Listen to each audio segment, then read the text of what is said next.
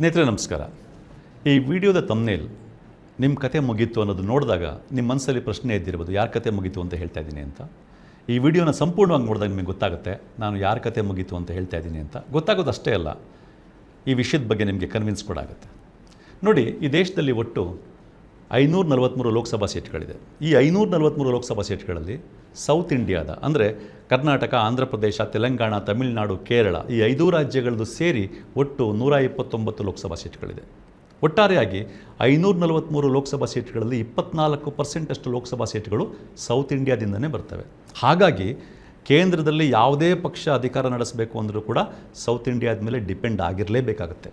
ಉದಾಹರಣೆಗೆ ನೋಡಿ, 2024ರ ಲೋಕಸಭಾ ಎಲೆಕ್ಷನ್ನಲ್ಲಿ BJPಗೆ ಬಂದಿದ್ದು 240 ಸೀಟು, ಸಿಂಪಲ್ ಮೆಜಾರಿಟಿ ಕೂಡ ಇರಲಿಲ್ಲ. ಆ 240 ಸೀಟಲ್ಲಿ 29 ಸೀಟು ಸೌತ್ ಇಂಡಿಯಾದಿಂದನೇ ಬಂದಿದೆ. ಅಂದರೆ ಆ 29 ಸೀಟು ಇರಲಿಲ್ಲ ಅಂದಿದ್ರೆ BJPಯ ಒಟ್ಟು ಸೀಟು 211ಕ್ಕೆ ಇಳಿತಾ ಇತ್ತು. ಹಂಗೆ ಇಳಿದಿದ್ರೆ ಬೇರೆ ಪಕ್ಷಗಳ ಬೆಂಬಲ ತಗೊಂಡೂ ಕೂಡ BJP ಅಧಿಕಾರಕ್ಕೆ ಬರೋಕ್ಕಾಗ್ತಿರ್ಲಿಲ್ಲ, ಮೋದಿಯವರು ಮತ್ತೆ ಪ್ರಧಾನಮಂತ್ರಿ ಆಗಲಿಕ್ಕೆ ಆಗ್ತಿರಲಿಲ್ಲ. ಅಂದರೆ 2024ರಲ್ಲಿ 240 ಸೀಟ್ BJP ಏನು ತೊಗೊಳ್ತು, ಅದರಲ್ಲಿ 29 ಸೀಟು BJP ಇದೆ, ಸೌತ್ ಇಂಡಿಯಾದಿಂದ ಬಂದಿದೆ. ಅದಲ್ಲದೆ ಇದೇ ಸೌತ್ ಇಂಡಿಯಾದ ತೆಲುಗುದೇಶಂ ಪಾರ್ಟಿ, ಆಂಧ್ರ ಪ್ರದೇಶ ತೆಲುಗುದೇಶಂ ಪಾರ್ಟಿಯ ಬೆಂಬಲವನ್ನೂ ಕೂಡ ತಗೊಂಡು ಅವರಿವತ್ತು ಅಧಿಕಾರ ನಡೆಸ್ತಾ ಇದ್ದಾರೆ. ಇನ್ನು ನೀವು 2019ರ ಎಲೆಕ್ಷನ್ಗೆ ಹೋದರೆ BJP 303 ಸೀಟ್ ತೊಗೊಂಡಿತ್ತು ಒಟ್ಟಾರೆಯಾಗಿ. ಅದರಲ್ಲಿ ಆಗಲೂ ಕೂಡ 29 ಸೀಟು ಸೌತ್ ಇಂಡಿಯಾದಿಂದ ಬಂದಿತ್ತು, ಅದರಲ್ಲಿ 25 ಸೀಟು ಕರ್ನಾಟಕ ಒಂದರಿಂದನೇ ಬಂದಿತ್ತು. ಇನ್ನು 2014ರಲ್ಲಿ BJPಗೆ ಒಟ್ಟು ಸೀಟು ಬಂದಿದ್ದು 282, ಅದರಲ್ಲಿ ಕರ್ನಾಟಕ ಒಂದರಿಂದನೇ ಆ ಟೈಮ್ನಲ್ಲಿ 17 ಸೀಟಷ್ಟು BJPಗೆ ಬಂದಿದ್ದನ್ನು ನೀವು ಗಮನಿಸಿರ್ತೀರಿ. ಹೀಗಾಗಿ ನಾವು ಇದನ್ನು ಅಂಕಿಅಂಶಗಳನ್ನ ನೋಡ್ತಾ ಹೋದಾಗ ಗೊತ್ತಾಗ್ತದೆ, ಕೇಂದ್ರದಲ್ಲಿ ಯಾವುದೇ ಪಕ್ಷ ಅಧಿಕಾರ ನಡೆಸಬೇಕು ಅಂತಂದ್ರೂ ಸೌತ್ ಇಂಡಿಯಾ ಮೇಲೆ ಡಿಪೆಂಡ್ ಆಗಿರಲೇಬೇಕಾಗತ್ತೆ ಅಂತ. ಅದರಲ್ಲೂ ಸಮ್ಮಿಶ್ರ ಸರ್ಕಾರ ಅಥವಾ ಕೊಯಲಿಷನ್ ಗೌರ್ಮೆಂಟ್ ಇದ್ದಾಗಲಂತೂ ಸೌತ್ ಇಂಡಿಯಾದ ಮೇಲಿನ ಡಿಪೆಂಡೆನ್ಸಿ ಇನ್ನೂ ಜಾಸ್ತಿ ಆಗಿರುತ್ತೆ. ಇಲ್ಲಿ ನಾವು ಗಮನಿಸಬೇಕಾಗಿರೋ ಇನ್ನೊಂದು ಅಂಶ ಏನು ಅಂತಂದರೆ, ಕೇಂದ್ರದಲ್ಲಿ ಇತ್ತೀಚೆಗೆ ಸಮ್ಮಿಶ್ರ ಸರ್ಕಾರಗಳು ಯಾವಾಗ ಅಧಿಕಾರ ನಡೆಸಿದೆಯೋ ಆವಾಗೆಲ್ಲ ದೇಶದ ಅಭಿವೃದ್ಧಿನೂ ಚೆನ್ನಾಗಿದೆ ಅನ್ನೋದು. ಅದಕ್ಕೆ ಒಂದು ಸಿಂಪಲ್ ಉದಾಹರಣೆ ಅಂತಂದರೆ, ಇಡೀ ಸ್ವತಂತ್ರ ಭಾರತದ ಇತಿಹಾಸದಲ್ಲೇ ಅತ್ಯಂತ ಹೆಚ್ಚಿನ ಆರ್ಥಿಕ ಅಭಿವೃದ್ಧಿಯನ್ನು ಕಂಡಂಥ ಪೀರಿಯಡ್ ಯಾವುದು ಅಂತಂದರೆ ಮನಮೋಹನ್ ಸಿಂಗ್ ಪ್ರಧಾನಮಂತ್ರಿ ಆಗಿದ್ರಲ್ಲ, ಸಮ್ಮಿಶ್ರ ಸರ್ಕಾರವನ್ನು ಲೀಡ್ ಮಾಡಿದ್ರಲ್ಲ UPA, ಆ ಒಂದು ಪೀರಿಯಡಲ್ಲಿ ಈ ದೇಶ ಅತ್ಯಂತ ಹೆಚ್ಚಿನ ಆರ್ಥಿಕ ಅಭಿವೃದ್ಧಿ ದರವನ್ನು ಕಂಡಿದೆ, GDP ಬೆಳವಣಿಗೆ ದರವನ್ನು ಕಂಡಿದೆ. ಇದನ್ನು ನೀವು ಗಮನಿಸ್ಬೋದು. ಅದೇ ರೀತಿ ದೇವೇಗೌಡರು ಪ್ರಧಾನಮಂತ್ರಿ ಆಗಿದ್ದಾಗಲೂ ಕೂಡ ಒಳ್ಳೊಳ್ಳೆ ಕೆಲಸಗಳಾಗಿರೋದನ್ನು ನೀವು ಗಮನಿಸ್ಬೋದು. PV ನರಸಿಂಹರಾವ್ರವರು ಪ್ರಧಾನಮಂತ್ರಿ ಆಗಿದ್ದಾಗ ಆಗಲೂ ಸಮ್ಮಿಶ್ರ ಸರ್ಕಾರ ಇತ್ತು.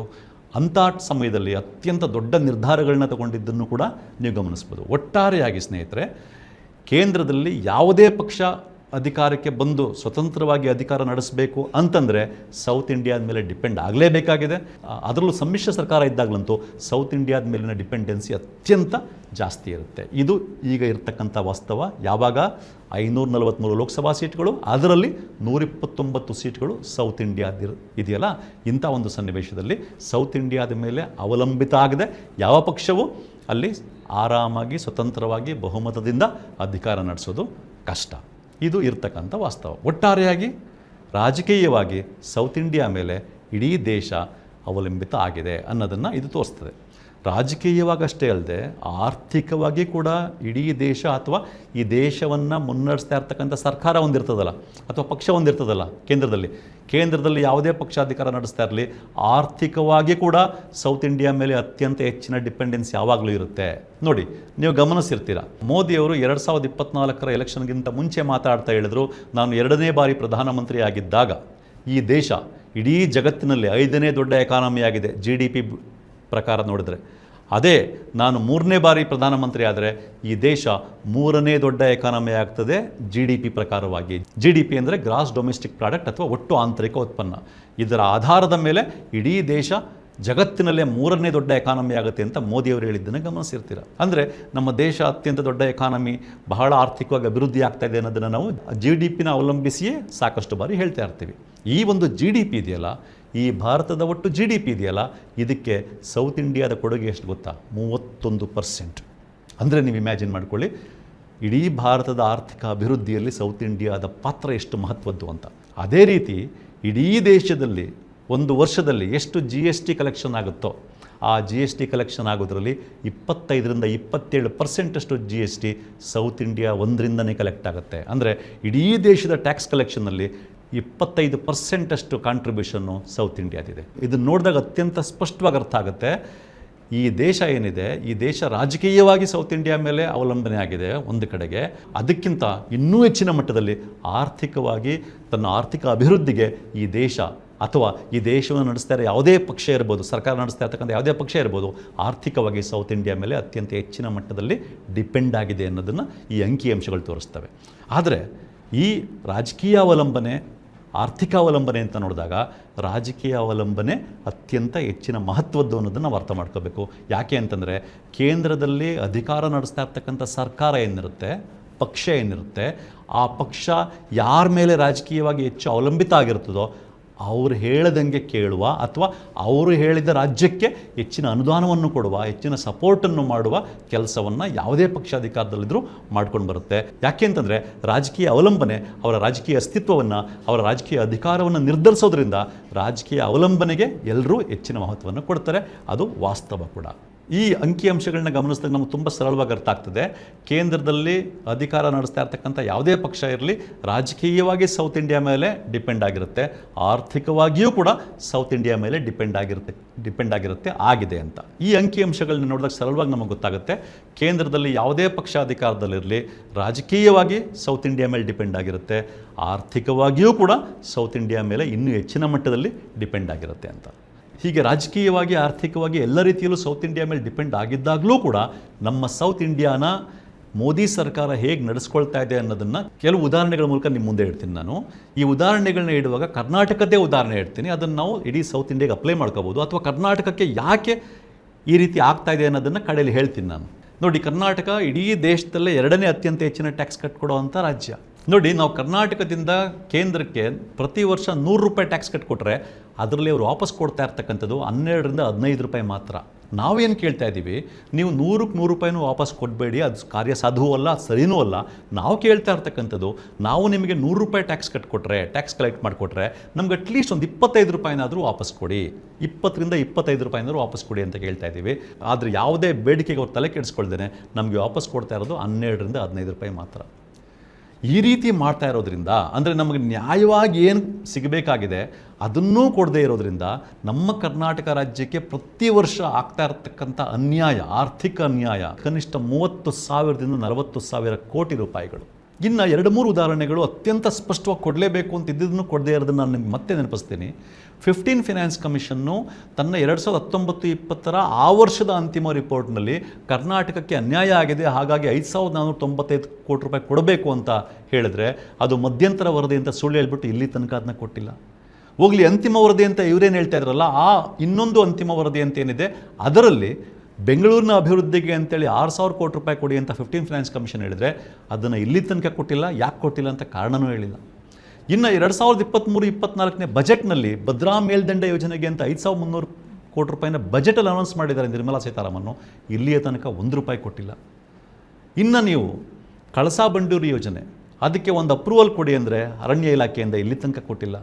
ಮೇಕೆದಾಟು, ಬೆಂಗಳೂರಿಗೆ ನೀರಿನ ಕೊರತೆಯನ್ನು ನೀಗಿಸತಕ್ಕಂಥ ಒಂದು ಯೋಜನೆ, ಅದಕ್ಕೆ ಕೂಡ ಇಲ್ಲಿ ತನಕ ಅಪ್ರೂವಲ್ನ ಕೊಟ್ಟಿಲ್ಲ.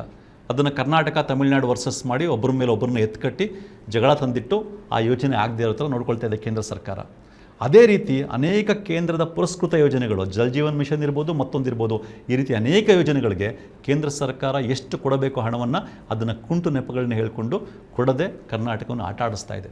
ಈ ರೀತಿ ಒಟ್ಟಾರೆಯಾಗಿ ನೋಡಿದಾಗ ಪ್ರತಿ ವರ್ಷ ಕರ್ನಾಟಕಕ್ಕೆ ಕೇಂದ್ರದಿಂದ ಬರಬೇಕಾದಂಥ ನ್ಯಾಯಬದ್ಧವಾದ ಹಣ, ನ್ಯಾಯವಾಗಿ ಬರಬೇಕಾಗಿರುವಂಥ ಹಣ, ಎಕ್ಸ್ಟ್ರಾ ಅಲ್ಲ, ಅದು ಹತ್ತತ್ರ 30,000ದಿಂದ 40,000 ಕೋಟಿ ರೂಪಾಯಿಗಳು. ಇಲ್ಲಿ ಕರ್ನಾಟಕದ್ದೇ ಎಕ್ಸಾಂಪಲ್ ನಾನು ತೊಗೊಂಡು ಯಾಕೆ ಹೇಳ್ತಾ ಇದ್ದೀನಿ ಅಂತಂದರೆ, ಇತರೆ ಸೌತ್ ಇಂಡಿಯಾದ ರಾಜ್ಯಗಳಿಗೂ ಅನ್ಯಾಯ ಆಗಿದೆ, ಆದರೆ ಕರ್ನಾಟಕದಷ್ಟು ಅನ್ಯಾಯ ಆಗಿಲ್ಲ. ಯಾಕೆ ಅಂತಂದರೆ, ನೀವು ತಮಿಳುನಾಡಲ್ಲಿ ತಗೊಳ್ಳಿ, ಅಲ್ಲಿ DMK MP ಗಳಿದ್ದಾರೆ, AIADMK MP ಗಳಿದ್ದಾರೆ. ಅವರು ಕೇಂದ್ರದಿಂದ ಅನ್ಯಾಯ ಆಗಿದ್ದಾಗ ಯಾವುದೇ ಪಾರ್ಟಿ ಅಧಿಕಾರದಲ್ಲಿರಲಿ ಕೇಂದ್ರದಲ್ಲಿ ಇವರು ಒತ್ತಡ ಹಾಕ್ತಾರೆ, ಪ್ರತಿಭಟನೆ ಮಾಡ್ತಾರೆ, ಹೋರಾಟ ಮಾಡ್ತಾರೆ. ಅದೇ ರೀತಿ ನಿಮಗೆ ಆಂಧ್ರ ಪ್ರದೇಶ ತಗೊಂಡ್ರೆ ಇಲ್ಲ ತೆಲುಗುದೇಶಂ ಪಾರ್ಟಿ MP ಗಳಿರ್ತಾರೆ, ಇಲ್ಲಾಂದರೆ ಜಗನ್ನವರ ಪಾರ್ಟಿ MP ಗಳಿರ್ತಾರೆ. ತೆಲಂಗಾಣ ತಗೊಂಡ್ರೆ BRS ಪಾರ್ಟಿ MP ಗಳಿರ್ತಾರೆ, ಇಲ್ಲಾಂದರೆ ಕಾಂಗ್ರೆಸ್ ಪಾರ್ಟಿ MP ಗಳಿರ್ತಾರೆ. ಕೇರಳ ತಗೊಂಡ್ರೆ ನಿಮಗೆ ಲೆಫ್ಟ್ ಪಾರ್ಟಿ MP ಗಳಿರ್ತಾರೆ, ಅಂದರೆ ಕಾಂಗ್ರೆಸ್ ಪಾರ್ಟಿ, ಇಲ್ಲಾಂದರೆ ಕಾಂಗ್ರೆಸ್ ಪಾರ್ಟಿ MP ಗಳಿರ್ತಾರೆ. ಈ ರೀತಿ ಇರೋದ್ರಿಂದ ಅವರು ಸಂದರ್ಭ ಬಂದಾಗ ದನಿ ಎತ್ತುತ್ತಾರೆ, ಕೇಂದ್ರದ ವಿರುದ್ಧ ಮಾತಾಡ್ತಾರೆ. ಹಾಗಾಗಿ ಒಂದಲ್ಲ ಒಂದು ಮಟ್ಟಿಗೆ ಕೇಂದ್ರ ತಲೆ ಬಗ್ಗಿಸಿ ನಡೀಲೇಬೇಕಾಗ್ತದೆ. ಆದರೆ ಕರ್ನಾಟಕದ ವಿಷಯ ಬಂದಾಗ ಕರ್ನಾಟಕ ಕಡೆಯ ಬಹುತೇಕ 20 ವರ್ಷಗಳಿಂದ BJP MP ಗಳನ್ನ ಜಾಸ್ತಿ ಗೆಲ್ಲಿಸಿ ಕಳಿಸ್ತಾ ಇದೆ.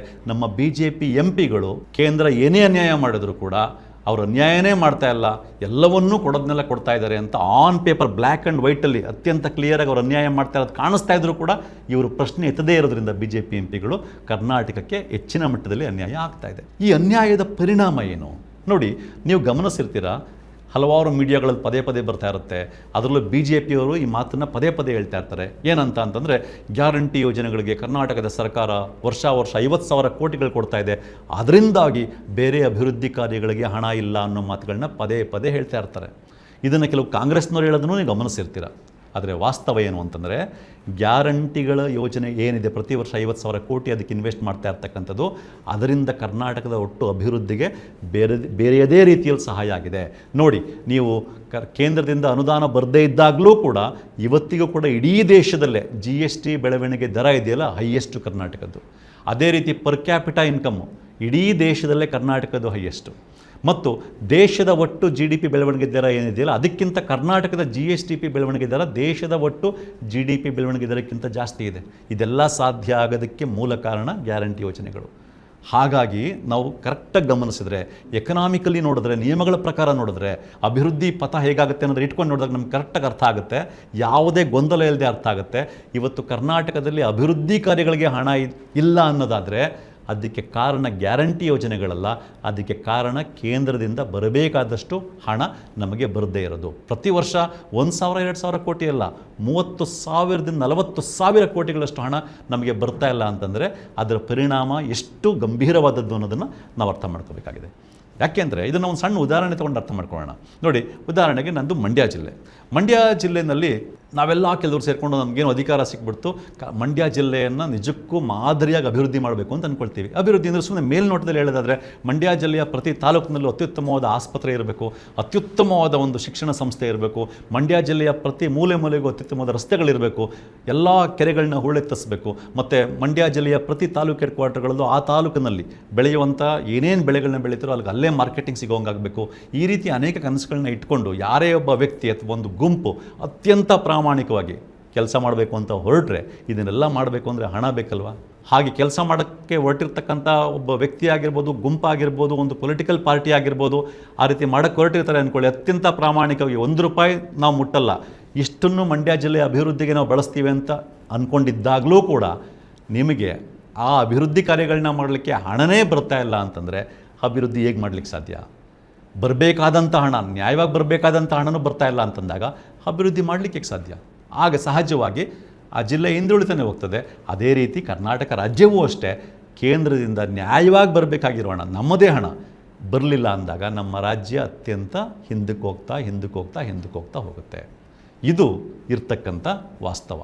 ಇದನ್ನೇ ನಾನು ಇತ್ತೀಚೆಗೆ ಕನ್ನಡ ಪರ ಸಂಘಟನೆಗಳೆಲ್ಲ ಸೇರಿಕೊಂಡು ಜನರಾಜ್ಯೋತ್ಸವ ಅಂತ ಒಂದು ಅದ್ಭುತವಾದ ಕಾರ್ಯಕ್ರಮವನ್ನು ಮಾಡಿದ್ರು.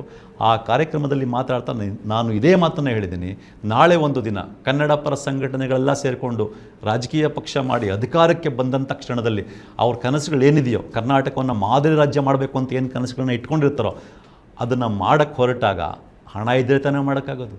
ಕೇಂದ್ರದಿಂದ ಬರಬೇಕಾದಂಥ ಆರ್ಥಿಕ ಸಹಕಾರ ನ್ಯಾಯವಾಗಿ ಬರಬೇಕಾದಂಥ ಬರದೇ ಹೋದಾಗ ಎಂಥವರೇ ಅಧಿಕಾರಕ್ಕೆ ಬಂದರು, ಎಂಥ ಪರಮ ಪ್ರಾಮಾಣಿಕರೇ ಆಗಿದ್ದರೂ ಕೂಡ ಕರ್ನಾಟಕ ರಾಜ್ಯದ ಅಭಿವೃದ್ಧಿನ ಮಾಡಲಿಕ್ಕೆ ಹೇಗೆ ಸಾಧ್ಯ?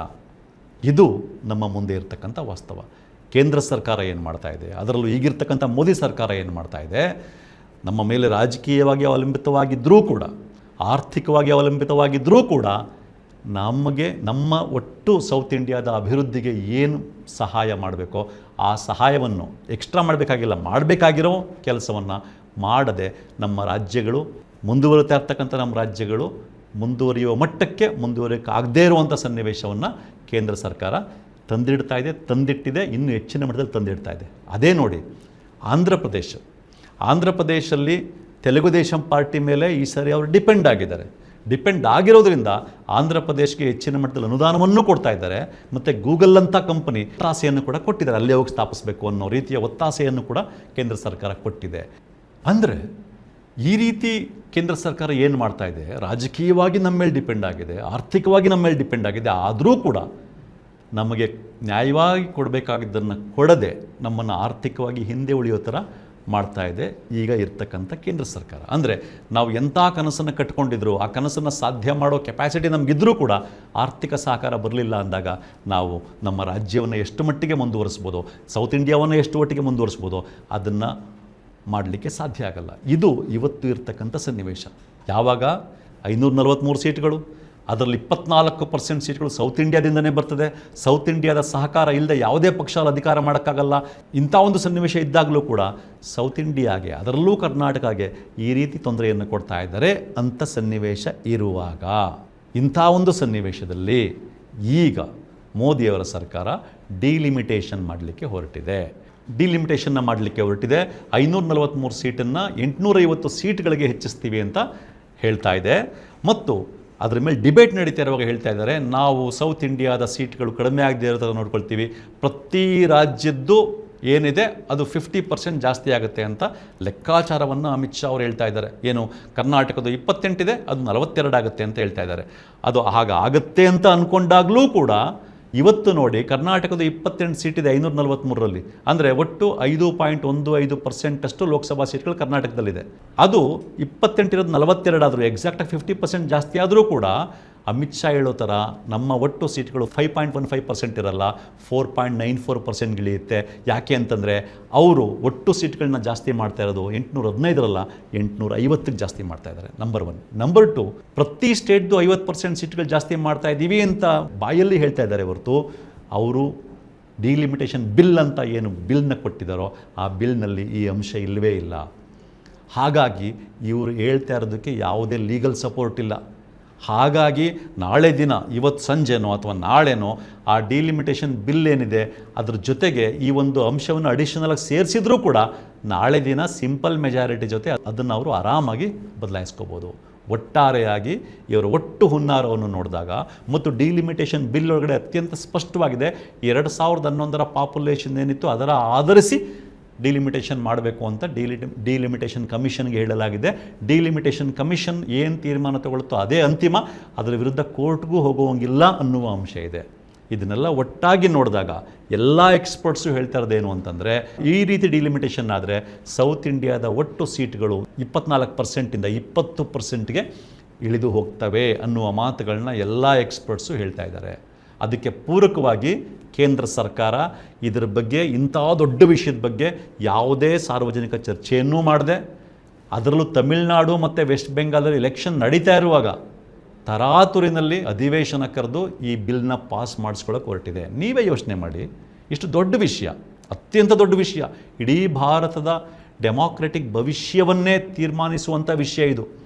ಇಂಥ ವಿಷಯವನ್ನು ಇನ್ನು 15 ದಿನಕ್ಕೆ ಎಲೆಕ್ಷನ್ ಮುಗಿದೋಗುತ್ತೆ, ವೆಸ್ಟ್ ಬೆಂಗಾಲ್ ತಮಿಳ್ನಾಡು ಎಲೆಕ್ಷನ್ನು 15 ದಿನಕ್ಕೆ ಎಲೆಕ್ಷನ್ ಮುಗಿದೋದ ಮೇಲೆ ಚರ್ಚೆ ಇಟ್ಕೋಬೋದಾಗಿತ್ತಲ್ವಾ? ಇಷ್ಟು ಅರ್ಜೆಂಟ್ ಏನಿತ್ತು? ಇಷ್ಟು ತರಾತುರಿನಲ್ಲಿ ಮಾಡೋಕ್ಕೆ ಹೊರಟಿರುವಾಗ ಇವರ ಹುನ್ನಾರ ಏನು ಅಂತ ಯಾರಿಗೇ ಆದರೂ ಅರ್ಥ ಆಗ್ಬೋದು. ಒಟ್ಟಾರೆಯಾಗಿ ಎಕ್ಸ್ಪರ್ಟ್ಸ್ ಹೇಳ್ತಾ ಇರೋ ಥರ 543ರಿಂದ 850ಕ್ಕೆ ಸೀಟ್ಗಳು ಜಾಸ್ತಿ ಆಗಿ ಸೌತ್ ಇಂಡಿಯಾದ ಒಟ್ಟು ರೆಪ್ರೆಸೆಂಟೇಷನ್ 24%ಇಂದ 20% ಇಳೀತು ಅಂತಂದರೆ ಅಲ್ಲಿಗೆ ಸೌತ್ ಇಂಡಿಯಾದ ಕತೆ ಮುಗೀತು ಅಂತ. ಯಾಕೆ ಅಂತ ನೀವು ಅರ್ಥ ಮಾಡ್ಕೊಳ್ಳಿ. 543ರಲ್ಲಿ 129 ಸೀಟ್ಗಳು, 24% ರೆಪ್ರೆಸೆಂಟೇಷನ್ನು. ಹೀಗಿದ್ದಾಗ ಕೇಂದ್ರದಲ್ಲಿ ಯಾವುದೇ ಪಕ್ಷ ಅಧಿಕಾರ ಮಾಡಬೇಕು ಅಂದರೆ ಸೌತ್ ಇಂಡಿಯಾ ಮೇಲೆ ಡಿಪೆಂಡ್ ಆಗಿರಲೇಬೇಕಾಗಿತ್ತು. ಈಗ ಹಾಗಾಗಲ್ಲ. ಸೌತ್ ಇಂಡಿಯಾ ಮೇಲೆ ಡಿಪೆಂಡೇ ಆಗದೆ ಅವರು ಅಧಿಕಾರವನ್ನು ಮಾಡಬಹುದು. ಅಂದರೆ ಎಷ್ಟೆಲ್ಲ ಸಪೋರ್ಟ್ ಮಾಡಿದ್ರು, ನಮ್ಮ ಸೌತ್ ಇಂಡಿಯಾದ ಹಣವೆಲ್ಲ ತೊಗೊಂಡೋಗಿ ಕೊಟ್ಟರೂ ಕೂಡ ಜನಸಂಖ್ಯೆನೂ ಕಂಟ್ರೋಲ್ ಮಾಡಿಕೊಳ್ಳದೆ, ಆರ್ಥಿಕವಾಗಿಯೂ ಅಭಿವೃದ್ಧಿ ಹೊಂದದೆ, ಬಡತನದಲ್ಲಿರ್ತಕ್ಕಂಥ ಕೆಲವು ಹಿಂದಿ ರಾಜ್ಯಗಳ ರಾಜಕೀಯ ನಾಯಕರು ನಮ್ಮ ಸೌತ್ ಇಂಡಿಯಾಗೆ ಸೇರಿದ ತೀರ್ಮಾನಗಳು, ಸೌತ್ ಇಂಡಿಯಾಗೆ ಸಂಬಂಧಪಟ್ಟ ತೀರ್ಮಾನಗಳನ್ನು ಅವರೇ ತೆಗೆದುಕೊಳ್ತಕ್ಕಂಥ ಕಾಲ ಬರುತ್ತೆ. ಮತ್ತು ಇಮ್ಯಾಜಿನ್ ಮಾಡ್ಕೊಳ್ಳಿ, ಇವತ್ತು 24% ರೆಪ್ರೆಸೆಂಟೇಷನ್ ಇದೆ, ಸೌತ್ ಇಂಡಿಯಾ ಮೇಲೆ ಡಿಪೆಂಡ್ ಆಗಲೇಬೇಕಂತ ಸನ್ನಿವೇಶ ಇದೆ. ಇಂಥ ಒಂದು ಸನ್ನಿವೇಶದಲ್ಲೇ ಆರ್ಥಿಕವಾಗಿ ನಮ್ಮನ್ನು ಹೇಗೆ ಲೂಟಿ ಮಾಡ್ತಾ ಇದ್ದಾರೆ, ನಮಗೆ ನ್ಯಾಯವಾಗಿ ಕೊಡಬೇಕಾದಂಥದ್ದನ್ನು ಕೊಡ್ತಾ ಇಲ್ಲ. ಕರ್ನಾಟಕ ಒಂದಕ್ಕೆ ಪ್ರತಿ ವರ್ಷ 30,000 40,000 ಕೋಟಿಯಷ್ಟು ಮೋಸ ಮಾಡ್ತಾ ಇದ್ದಾರೆ. ಇಂಥ ಒಂದು ಸನ್ನಿವೇಶ ಇರುವಾಗ ಇನ್ನು ನಮ್ಮ ರೆಪ್ರೆಸೆಂಟೇಷನ್ 20%ಗೆ ಇಳಿದೋದ್ರೆ ಏನು ಮಾಡಬಹುದು ಅನ್ನೋದನ್ನು ನೀವು ಅರ್ಥ ಮಾಡ್ಕೊಳ್ಳಿ. ಏನು ಮಾಡಬಹುದು? ಇವತ್ತು ನಮ್ಮ ಮೇಲೆ ಡಿಪೆಂಡ್ ಆಗಿರುವಾಗಲೇ BJP ಸಂಸದರ ಇನ್ಯಾಕ್ಟಿವ್ನೆಸ್ನ, BJP ಸಂಸದರ ರಾಜ್ಯ ವಿರೋಧಿ ನಿಲುವನ್ನು ಬಳಸ್ಕೊಂಡು ನಮಗೆ ಈ ಮಟ್ಟಕ್ಕೆ ಮೋಸ ಮಾಡ್ತಾ ಇದ್ದಾರೆ ಅನ್ನುವಾಗ ನಮ್ಮ ಮೇಲೆ ಡಿಪೆಂಡೆನ್ಸಿನೇ ಇಲ್ಲದೆ ಹೋದಾಗ 20% ರೆಪ್ರೆಸೆಂಟೇಷನ್ ಇಳಿದೋಗಿ ನಮ್ಮ ಮೇಲೆ ಡಿಪೆಂಡೆನ್ಸಿನೇ ಇಲ್ಲದೆ ಹೋದಾಗ ಆರ್ಥಿಕವಾಗಿ ನಮಗೆ ಇನ್ನೆಂಥ ನಷ್ಟವನ್ನು ಕೇಂದ್ರ ಸರ್ಕಾರ ಉಂಟು ಮಾಡ್ಬೋದು ಇನ್ನು ಮುಂದಕ್ಕೆ ಅನ್ನೋದನ್ನ ಇಮ್ಯಾಜಿನ್ ಮಾಡ್ಕೊಳ್ಳಿ. ಈಗಾಗಲೇ ನಮಗೆ ಪ್ರತಿ ವರ್ಷ 30,000-40,000 ಕೋಟಿ ನಷ್ಟ ಆಗ್ತಾಯಿದೆ ಕರ್ನಾಟಕ ಒಂದಕ್ಕೇ. ಹೀಗೆ ನಷ್ಟ ಆಗ್ತಾ ಇರೋದ್ರಿಂದ ಮಾಡಬೇಕಾದಂಥ ಅಭಿವೃದ್ಧಿ ಕೆಲಸಗಳನ್ನು ಮಾಡೋಕ್ಕಾಗ್ತಾ ಇಲ್ಲ. ಇನ್ನು ಮುಂದೆ ನಮ್ಮ ಮೇಲೆ ಅವರ ಡಿಪೆಂಡೆನ್ಸಿ ಕಡಿಮೆ ಆದಾಗ, ಇನ್ನೂ ಹೆಚ್ಚಿನ ಮಟ್ಟದಲ್ಲಿ ನಮಗೆ ವಂಚಿಸ್ತಾ ಬಂದಾಗ ಕರ್ನಾಟಕದ ಅಭಿವೃದ್ಧಿಯ ಕತೆ ಏನಾಗಬಹುದು, ಇಡೀ ಸೌತ್ ಇಂಡಿಯಾದ ಅಭಿವೃದ್ಧಿಯ ಕತೆ ಏನಾಗಬಹುದು. ಇದರಿಂದ ಏನಾಗುತ್ತೆ, ಇಡೀ ಕರ್ನಾಟಕ ಹಿಂದೆ ಉಳಿತಾ ಹೋಗ್ತದೆ, ಇಡೀ ಸೌತ್ ಇಂಡಿಯಾ ಹಿಂದೆ ಉಳಿತಾ ಹೋಗ್ತದೆ. ಇದನ್ನೇ ನಾನು ಹೇಳಿದ್ದು, ನಿಮ್ಮ ಕತೆ ಮುಗೀತು ಅಂತ. ನಿಮ್ಮ ಕತೆ ಮುಗೀತು ಅಂತ ಹೇಳಿದಾಗ ಕರ್ನಾಟಕದವ್ರ ಕತೆ ಮಾತ್ರ ಅಂತ ಹೇಳ್ತಾ ಇಲ್ಲ ನಾನು, ಇಡೀ ಸೌತ್ ಇಂಡಿಯಾದ ಕತೆ ಮುಗೀತು. ನೋಡಿ, ನಾನು ಆಗಲೇ ಹೇಳ್ದಂಗೆ 31% GDP ಕಾಂಟ್ರಿಬ್ಯೂಷನ್ ಸೌತ್ ಇಂಡಿಯಾದು, 25-27% ಟ್ಯಾಕ್ಸ್ ಕಾಂಟ್ರಿಬ್ಯೂಷನ್ ಸೌತ್ ಇಂಡಿಯಾದು. ಇಂಥ ಸೌತ್ ಇಂಡಿಯಾದ ಕತೆ ಮುಗಿದ್ರೆ ಅದರ ಅರ್ಥ ಏನು, ಇಡೀ ಭಾರತದ ಕತೆ ಮುಗಿಯುತ್ತೆ. ಯಾಕೆಂತಂದರೆ ಸೌತ್ ಇಂಡಿಯಾ ಏನು ಕಾಂಟ್ರಿಬ್ಯೂಷನ್ ಮಾಡ್ತಿದೆಯೋ GDPಗೆ, ಟ್ಯಾಕ್ಸ್ಗೆ, ಇದರ ಕಾರಣದಿಂದಾಗಿ ಅನೇಕ ನಾರ್ತ್ ಇಂಡಿಯಾ ಸ್ಟೇಟ್ಗಳ ಅಭಿವೃದ್ಧಿ ಕೆಲಸಕ್ಕೆ ಇಲ್ಲಿಂದ ಹಣ ಹೋಗ್ತಾ ಇದೆ. ಯಾವಾಗ ಸೌತ್ ಇಂಡಿಯಾ ಹಿಂದೆ ಉಳಿತಾ ಹೋಗುತ್ತೋ ಈ ಕಾರಣದಿಂದ, ಆಗ ನಾರ್ತ್ ಇಂಡಿಯಾದ ಸ್ಟೇಟ್ಗಳು ಹಿಂದೆ ಉಳಿತವೆ. ಹಾಗಾಗಿ ನಾನು ನಿಮ್ಮ ಕತೆ ಮುಗೀತು ಅಂತ ಹೇಳಿದಾಗ ಬರೀ ಕರ್ನಾಟಕದವ್ರ ಕತೆ ಮುಗೀತು ಅಂತಲ್ಲ, ಬರೀ ಸೌತ್ ಇಂಡಿಯಾ ಕತೆ ಮುಗೀತು ಅಂತಲ್ಲ, ಇಡೀ ಇಂಡಿಯಾದ ಕತೆನೇ ಮುಗಿಯುತ್ತೆ, ಭಾರತೀಯರ ಕತೆ ಮುಗಿಯುತ್ತೆ. ನಿಮ್ಮ ಕತೆ ಮುಗೀತು ಅಂದರೆ ನಮ್ಮೆಲ್ಲರ ಕತೆ ಮುಗೀತು ಅಂತ. ಪರಿಸ್ಥಿತಿ ಇಷ್ಟೊಂದು ಗಂಭೀರ ಆಗಿರೋದ್ರಿಂದ, ಈ ವಿಷಯ ಇಷ್ಟೊಂದು ಅಪಾಯಕಾರಿಯಾದ ವಿಷಯ, ಅತ್ಯಂತ ಪ್ರಮುಖವಾದ ವಿಷಯ ಆಗಿರೋದ್ರಿಂದ ನಾವೆಲ್ಲರೂ ಇದನ್ನು ಅರ್ಥ ಮಾಡಿಕೊಂಡು ಎಚ್ಚೆತ್ತುಕೊಂಡು ಡಿಲಿಮಿಟೇಷನ್ ಸರಿಯಾದ ರೀತಿಯಲ್ಲಿ ಆಗಬೇಕು. ಇಲ್ಲ ಅಂತಂದರೆ ಡಿಲಿಮಿಟೇಷನ್ ಇನ್ನೂ 25 ವರ್ಷ ಫ್ರೀಸ್ ಮಾಡಿದರೂ ಏನೂ ತೊಂದರೆ ಇಲ್ಲ. ಮತ್ತು ಅಕಸ್ಮಾತ್ ಮಾಡ್ತಾರೆ ಅನ್ನೋದಾದರೆ ನಮ್ಮದು ಏನಿತ್ತು ಮೊದಲು 24% ಶೇರ್ ಒಟ್ಟು ಸೀಟ್ಗಳಲ್ಲಿ, ಅಷ್ಟು ಉಳ್ಕೊಳ್ಳೇಬೇಕು. ಆ ರೀತಿಯ ಹೋರಾಟವನ್ನು ನಾವೆಲ್ಲರೂ ಕಟ್ಟಬೇಕಾಗಿದೆ. ಆ ರೀತಿಯ ಹೋರಾಟವನ್ನು ಕಟ್ಟೋದ್ರ ಮೂಲಕ ಕರ್ನಾಟಕವನ್ನಷ್ಟೇ ಅಲ್ಲ, ಸೌತ್ ಇಂಡಿಯಾವನ್ನಷ್ಟೇ ಅಲ್ಲ, ಇಡೀ ಇಂಡಿಯಾವನ್ನು ನಾವು ಉಳಿಸ್ಕೋಬೇಕಾಗಿದೆ. ನಮಸ್ಕಾರ. ಮತ್ತಷ್ಟು ವಿಶೇಷ ವಿಡಿಯೋಗಳನ್ನು ನೋಡಲು ಮತ್ತು ಹೊಸ ವಿಡಿಯೋಗಳ ಬಗ್ಗೆ ತಿಳಿಯಲು EDina.com ಯೂಟ್ಯೂಬ್ ಚಾನೆಲ್ ಸಬ್ಸ್ಕ್ರೈಬ್ ಮಾಡಿ ಮತ್ತು ಬೆಲ್ ಐಕಾನ್ ಕ್ಲಿಕ್ ಮಾಡಿ.